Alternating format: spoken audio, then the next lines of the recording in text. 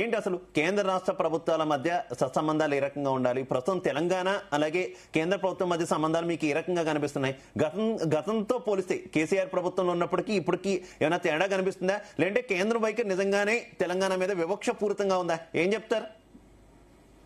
ఇది ఒకటండి, ప్రభుత్వానికి మధ్యలో సత్సంబంధం ఉండకూడదు అనేది ఎవ్వరూ అనట్లేదు, ప్యానల్లో కూడా అనట్లేదు.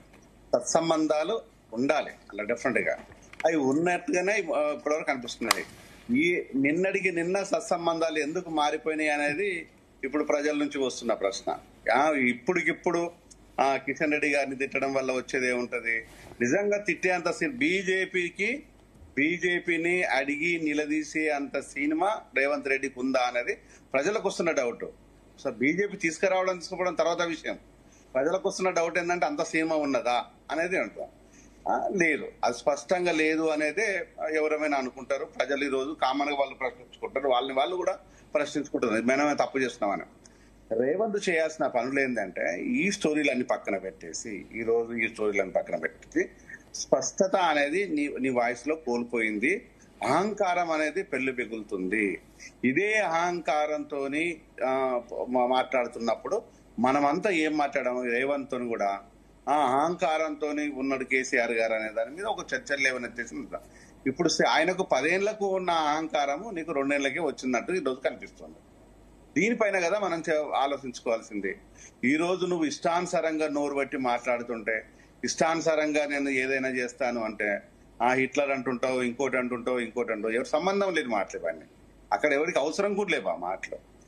ఇప్పుడు మూసీ విట్లన్న చాలా క్లియర్ గా చెప్పిన, నిజంగా ఇది అభినందించాల్సిన విషయం.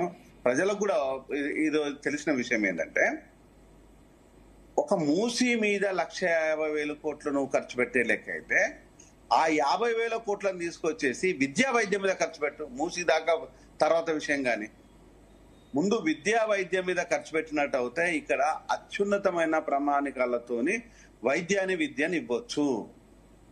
ఈ రోజు ఎక్కడ స్కూల్స్ ఉన్నాయో, జిల్లా పరిషత్ స్కూల్స్, సెకండరీ స్కూల్స్ ఎక్కడైతే ఉన్నాయో ఆ స్కూల్లోనే అభివృద్ధి చెయ్యి. ఇక్కడ ఏ మోడల్ స్కూల్ కానీ ఇంకా ఏ స్కూల్స్, చెత్త స్కూల్స్ కానీ పెట్టాల్సిన అవసరం లేదు. ఆ స్కూల్లోనే మనం అందరం చదువుకున్నాం. నువ్వు కూడా అదే గవర్నమెంట్ స్కూల్ నుంచే వచ్చినావు అన్న విషయాన్ని నాకు తెలిసిన విషయమే. నేను గవర్నమెంట్ స్కూల్ నుంచి వచ్చాను. మన విఠలన్న గవర్నమెంట్ స్కూల్ నుంచి వచ్చిండు. సతీష్ అంటే మాకని చిన్నోడు కాబట్టి గవర్నమెంట్ స్కూల్ లేకపోయి ఉన్నాడో లేదో నాకు తెలియదు. వెంకటస్వామి అన్న గవర్నమెంట్ స్కూల్ నుంచి వచ్చిన వ్యక్తులే. ఇట్లా మనం అంతా గవర్నమెంట్ స్కూల్ నుంచి వచ్చిన వాళ్ళు, మరి గవర్నమెంట్ విద్యా విధానాన్ని మనం ఎందుకు కాపాడుకోలేకపోతున్నాం? ఈ రోజు కాపాడుకోవటం లేదా, లేకపోతే హోల్సేల్ గా కార్పొరేట్ కి అమ్ముకుంటున్నామా అనే డౌట్ కూడా వస్తుంటది మాలాంటి వాళ్ళ. ఈ రోజు అది కదా చేయాల్సింది. మూసిని తీసుకొచ్చి పెట్టేయాలి. ఆ నల్గొండ వాళ్ళు నీళ్లు తాగకూడదు అంటే, నల్గొండ వాళ్ళు నీళ్లు తాగకపోవడానికి కారణము కాంగ్రెస్ ఉన్నది, కాంగ్రెస్ ఉన్నది, టీడీపీ ఉన్నది, బీఆర్ఎస్ ఉన్నది.